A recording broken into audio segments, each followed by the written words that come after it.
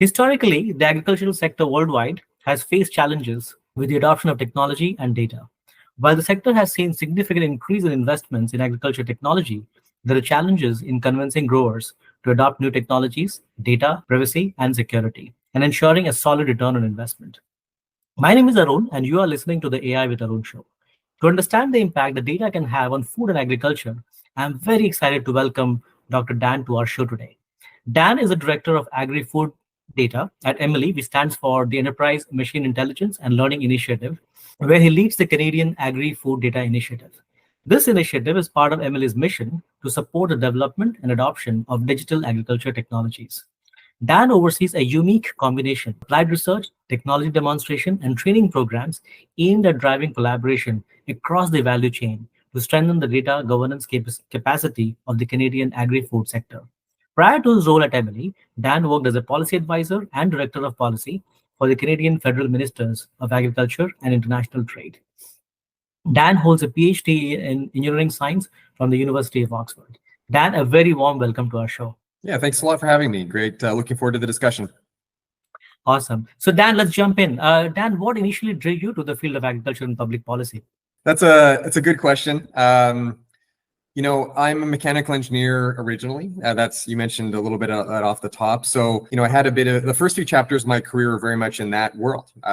Researcher, I was working in advanced manufacturing, and I ended up coming into agriculture through my work in government, actually. There was an opportunity to work for the Minister of Agriculture, and I took it. And what I found there was really interesting. It was a really compelling combination of science, technology, social issues, health. It really brings together a whole bunch of different things all into one place. And food is just a special product. People have a lot of cultural connection to it, a lot of strong feelings about it and views about it. I found a really exciting thing there, and I was keen to sort of continue on and bring my technology background into that discussion. That's wonderful, Dan. And so, what are some of the challenges that you see in this industry, and what are some of the upcoming trends that you see? Yeah, you touched on some at the top. I think those were good in general. Agriculture is by its nature a bit unusual as a sector. A lot of it happens outdoors, so there's inherent variability that must be dealt with, and that's always been present. But today, if you look at in the broad scheme, there's some other sort of additional uncertainties that I think are happening. We have some geopolitical uncertainty or increasing geopolitical uncertainty, which affects global markets. There's shifting consumer preferences. Growers are experiencing, increasing cost of inputs, which puts pressure on their margins and their profitability. There's more and more people who are leaving rural areas to live in towns and cities with demographic challenges. So, there's a host of things facing the sector, some of which are new and emerging, but many of which are fairly consistent. And that sounds downbeat, but at the same time, really incredible ingenuity in the space. Farmers and people that work with farmers working constantly to improve what they're doing and the tools they're using. And actually, in the main, we're making incredible strides in many dimensions. So it's not to cast a really negative sense there at all. It's just like you got to reckon with the challenges in front of you. In terms of trends, I think, if you talk about technology, certainly digital and digitization is a trend and a long-term one. We're on that journey presently, and I think AI certainly plays into that and will, play a role in accelerating some of that. As is, like I mentioned, consumer preferences are shifting. So what is being produced and how it's making its way into the hands of buyers at the end of the pipeline is evolving rapidly, both in domestic markets like here in Canada, US, but also globally. And so I really think, in a lot of ways, when you think about technology, and we'll come back to this, it's got to embed yourself in that matrix and then try to figure out how do you solve big problems for farmers and for other people who have a key role to play in the sector to make sure that whatever technology is, whatever tool is really working and creating value and helping to advance the larger system. Wonderful. So Dan, you spoke about, how digitization and, those are the emerging trends coming in. So talk to our viewers about how AI is influencing the overall trend, in particular around digitization, around automation, and some of the newer things that you see upcoming in AI. How has AI been able to support all that growth? Yeah. I think when it comes to AI, the first thing I think it's important is to sort of break it apart, right? Because there are many different types and flavors and applications. And that's really important here because, agriculture and farm businesses are diverse in their needs, and so they're going to have different types of AI that are going to do, I think, different types of jobs. For example, we're already seeing significant use of computer vision and image processing that can be about robotics and automation. That's really important when it comes to labor challenges, but equally can be about maximizing the use of satellite imagery. So like that's one example that I think is relevant to talk about. We hear a lot about generative AI, of course, in the mainstream media, of course, right? It's available to the general population sort of experience and play around with, and it's an important business tool, right? It's trying to find its footing in businesses, although that is, of course, process anywhere, no matter what industry. Certainly in agriculture, there's been some early efforts, and I think that's still being worked on. But one example I can think of, just saw it the other day. There's a Canadian startup that's they just came out of their stealth mode, as it were, and they're using some AI technology to help manage information about machinery. So like the manuals and the specifications, right? You can think about complex machinery, both for the vendor, so like the dealership, the maintenance folks, but equally for the customer, because dealing with all those documents, it's actually really painful, right? There's control Fing through 500 pages of documentation. Sounds basic on the front end, but actually it's important when there's a tough issue to be resolved, or you're trying to make a decision, understand the capabilities. It's the kind of thing that I'm kind of intrigued by, right? How can we use some of these technologies to address pain points, friction, sort of time sinks, and make the job of farming, or the job of people who support farmers, easier and more efficient? Yeah, no, wonderful. That's a great example. Dan, do you have other examples that you could share with our viewers in terms of how these AI technology, or even and robotics as well? Because to your point, right, both of these are shaping the way the industry is moving. So are there other examples that you would want to share with our viewers? I mean, I think the one that kind of comes to mind, just because I keep thinking about it, it's been covered a little bit recently. There's a company that's called Carbon Robotics, and what they do is it's laser weeding. So basically, you have a device, it's fairly large. It gets pulled behind a tractor across a field, typically horticulture, as I understand it. Certainly not repping their product, but I think it's really a compelling example. They use advanced, image processing to identify the weeds as this device is moving over. So it's not a robot as you think about it, but it is, because they're targeting the laser to the specific weeds as it's going over the field. So they just received an investment from NVIDIA because they're using quite a lot of that processing on the edge. As you can imagine, they have to keep, deal with that data as it comes off the imaging equipment right there on the edge, so that they can deliver that in real time instructions to the automation, to the robotics, to get to those weeds in an extremely targeted fashion, right? We're talking about very precise targeting in order to make sure that weed is dealt with appropriately, and that you're maximizing the value of that pass over the field. So I think when it comes to agriculture, you kind of also need to shift a little bit when you're thinking about robotics, because it may not be the robotics you think of from, say, automobile automation, like a factory robot. It could be, but it equally could look very different, and it might be pulled behind a tractor, it might be in a dairy barn, but it can still have those properties where it's responding to its environment, it's taking care of a repetitive task, maybe a task that requires a lot of precision. And that's, the hallmarks to look for. Wow, that's a great example, because I can imagine, how precise you need to be in terms of the weeds, just identifying them and doing the take care of them. No, it's really incredible, actually. Those guys, they aren't just targeting the plant; they have specific areas of the plant they target, the weed, to ensure that, in fact, they're delivering a lethal heat dose in that case from the laser. So it's just an incredible example of technology. It's very high tech, but the key is it's got to work, right? And that's really where the rubber hits the road. Can we pull it behind a tractor? Is it maintainable? All those other variables that I'm sure they're dealing with as well. But it's that mixture of high tech and robustness that really will make it successful over the long term, I'm sure. Yeah, no, those are great examples. I was reading recently that in India, the country that I come from originally, they have drones. They are using drones, so they're actually training women in remote parts of the country with drones, so that they can take care of multiple things in the agricultural process. Yeah, no, drones is a great platform. Yeah. And India is doing some really incredible things. They have a very vast agriculture sector filled with very, very small holders, and working domestically, I think, is really interesting to watch as their tech industry is pivoting its attention into that space and looking at what innovations their farmers need, and it's going to be different than what is relevant in, say, Western Canada, and that's super important. Yeah.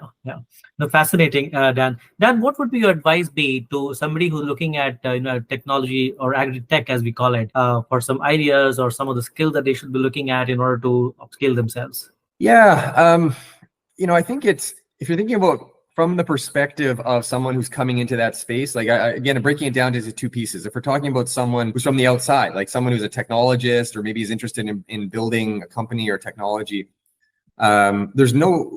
it cannot be overstated how important it is to get out of the building, as they always say, but go talk to the customers, right? And really work on understanding what the big challenges are. And I emphasize that because farmers, even in places like Canada, US, are still small businesses, right? They may have $1 million, millions of dollars of revenue and expenses per year, but they're still a small business. There's a relatively small handful of key decision makers who are doing a ton of different jobs and managing all the different risks in a given year.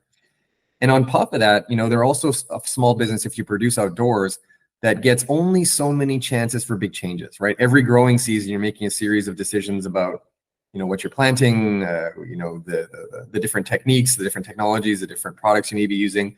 So the way they're thinking about change, risk, innovation needs to be understood, and you need to take that into account as you're going to go and develop that product, even with a technology as potent as AI.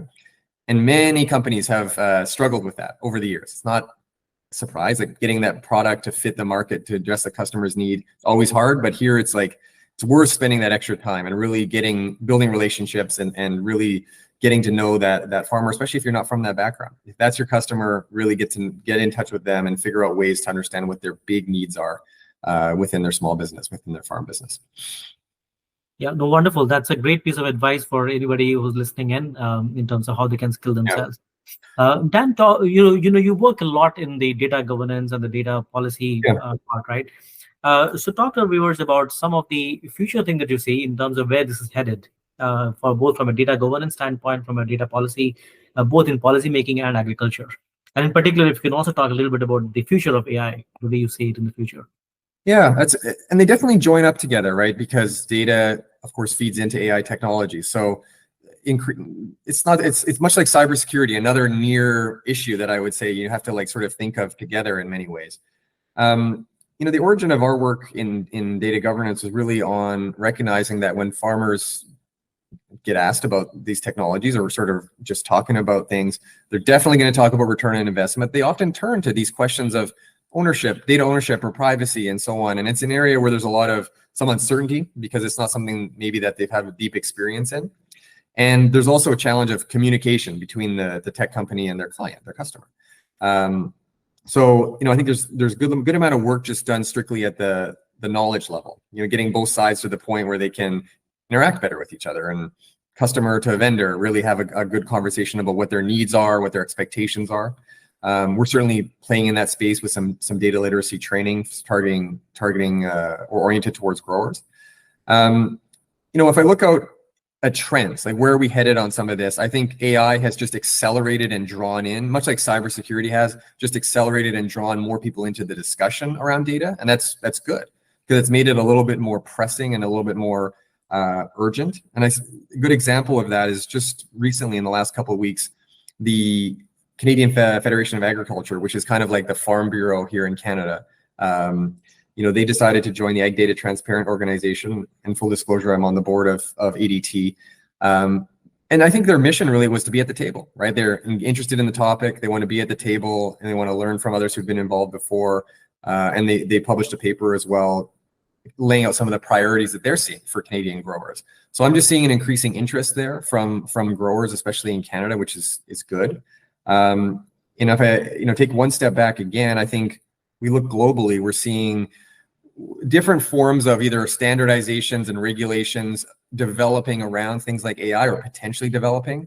And so it's really important that industries like agriculture are engaged in those conversations, putting the point of views into the process, but also being mindful of how is this going to impact on the ag tech sector? How is this going to impact on the availability of tools? So I think there's a few layers to that, but certainly AI is, I think, driving the conversation around data governance a little more forwards. And if you look out globally, That is, as you've probably heard from others, it's something that is brewing in a few different jurisdictions, with Europe often taking first moves.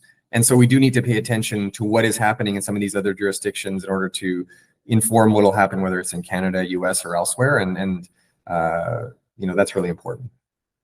Yeah, wonderful. Dan, in terms of the data security, data privacy, right? How can brewers be more intelligent or more aware about what's going on in the world? What kind of things can they do?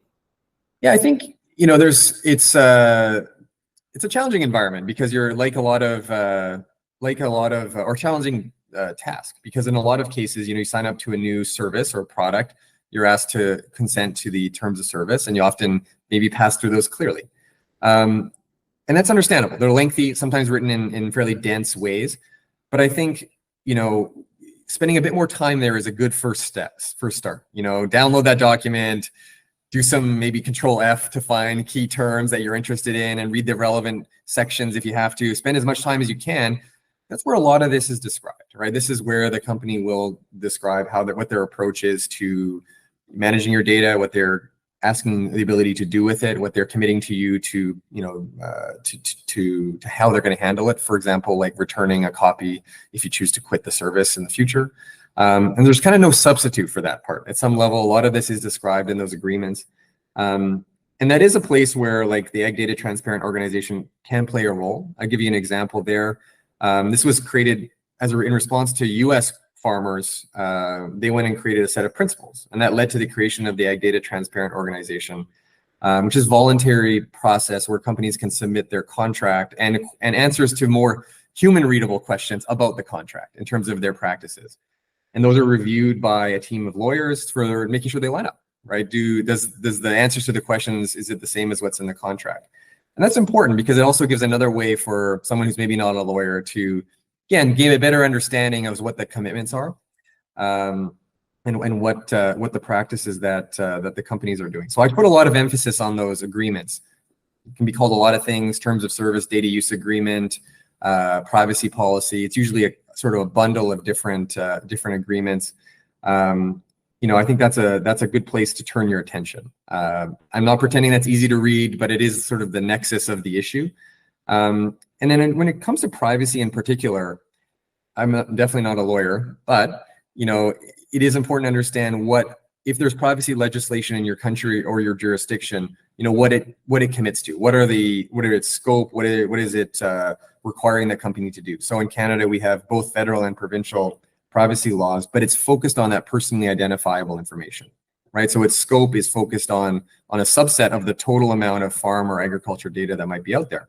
So got to understand that the privacy law will put certain impositions on how the company is handling personally identifiable information, but it may not, of course, address some other aspects of the data that might be contributed that isn't personally identifiable. So, making sure that you're doing your homework and understanding those sorts of dimensions as well, as an example. Yeah, that's wonderful. Dan, at EMILI, there's so many products that you're working on. What are some of the exciting ones that you can basically share with our audience? Yeah, I mean, we're a nonprofit, and that's really puts us in an interesting position. In a lot of ways, we sit often between industry, between farmers and government and researchers, and so we have like you said, a range of different things that we're up to. We've touched already on some of the work that I'm leading on data governance, but I think one of the really important initiatives that we have been going over the last couple of years is 2 years ago we launched something called Innovation Farms. And it's a partnership with a grain and oilseed farmer located just outside of Winnipeg, Manitoba in Canada. And what it affords us is access to a couple hundred acres of his operation in order to do both technology development work with startups and other companies, but at a commercial scale. These are real fields. This is a real working farm. So that's an interesting opportunity as companies are going towards market. Getting out from the tiny test plot and into something that's more realistic.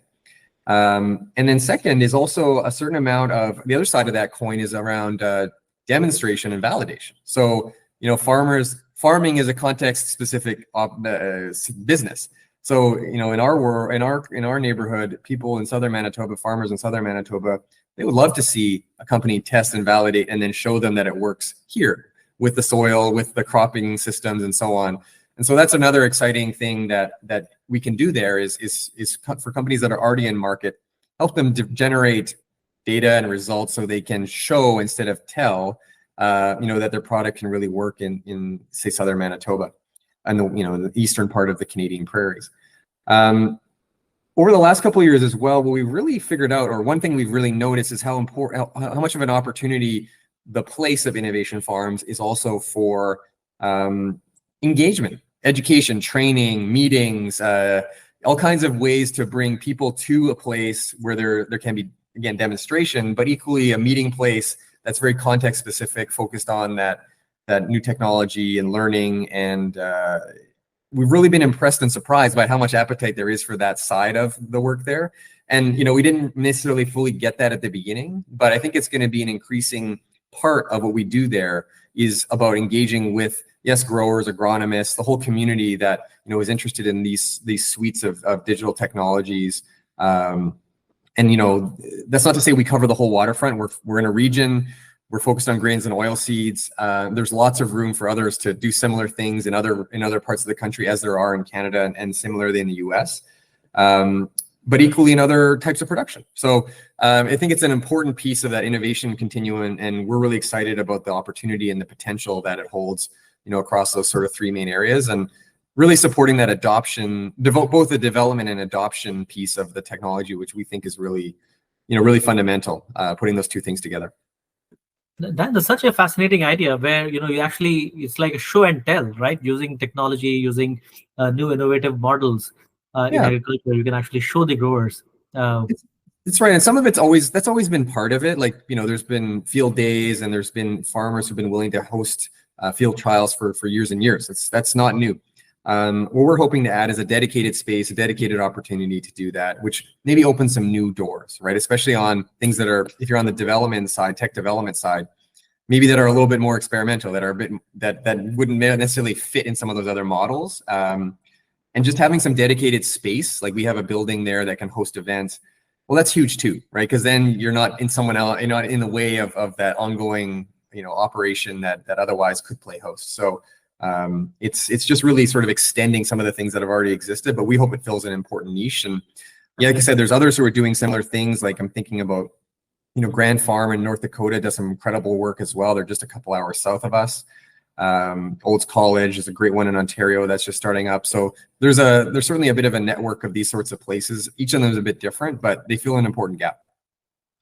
Yeah, I can see that, the value of something like this. And I certainly wish that other countries and other ministries or people related to agriculture, when they see this video, hope it inspires them to do something similar, because doing a pilot in a field is something different versus having that whole innovation setup is completely different. Yeah, and I don't think that's specific to farming. Like the opportunity to be at commercial scales is super valuable in whatever industry. I'm thinking about manufacturing. When I spent a number of years in that space, you're constantly pushing hard to get to higher levels of rate and scale and so on, right? You may do that inside of a company, but there's always opportunities to see new technologies at higher levels of scale before you take that risk on, right? And I think that's one of those key decision points. Are we bringing the new tech inside of our building, and are we taking on all the risk of developing and scaling it, right? In manufacturing, I think that's often how it's thought of, and that's very expensive if it doesn't go well, or if it just costs more than anticipated. So it's not unique to agriculture. It just, and we know that in our sector, we're hopeful this responds to some of its needs and maybe can be adapted to some others. Yeah, that's awesome. Dan, so talking about the future, what are some of the things that are a little futuristic that are really, really exciting for you? What are you most excited about?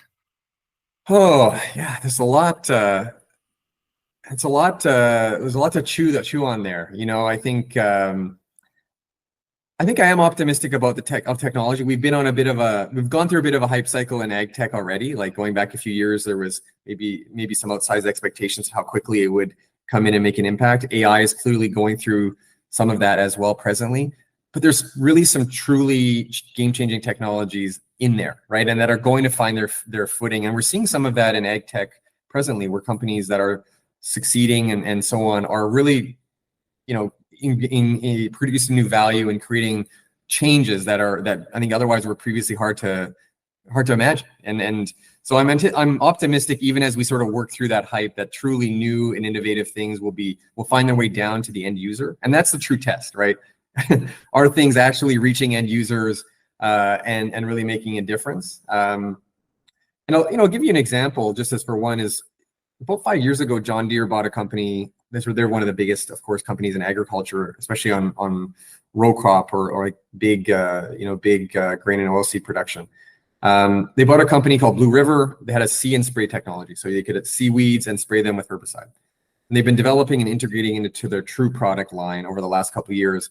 And this year, they were in the market. They were in real places using the tech, limited to a certain number of crops. So they're still focused on, it's primarily U.S.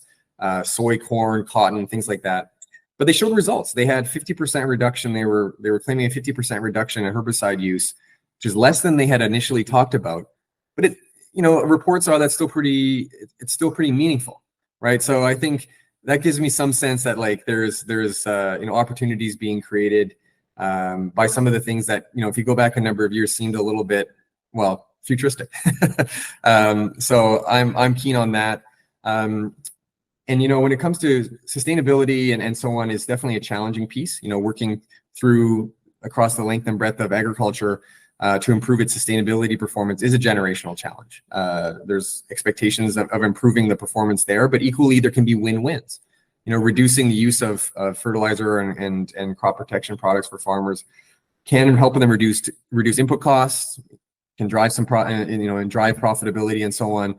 So I'm also intrigued and optimistic about how that's going to play out over the coming years, where technology meets some of those other big drivers and can help advance those farm businesses and help them succeed in the global markets, domestic and global markets of 2030 and 35. So I like to try to take that longer view. It's like, yes, next year is important, but where are we headed in that medium to medium long term? Because that's keeping that direction of travel positive and aligned with where we need to be in those little bit more distant times is critically important.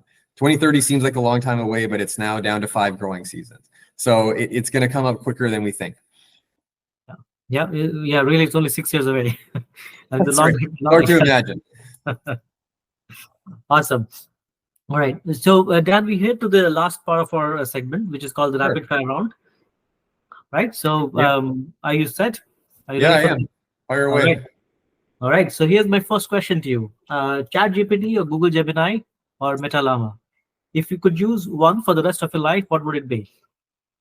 Well, recently Google's been putting Gemini in front of me a fair bit. So I've actually probably spent a little bit more time with it. So for now, I'm going to go with Gemini, but I'm reserving the opportunity to change to the others. I think, to be honest with you, I'm still figuring out how to create leverage from, like, in my day-to-day. How do I use it to do tasks that make my work more effective, more efficient? I think that's a work in progress for me.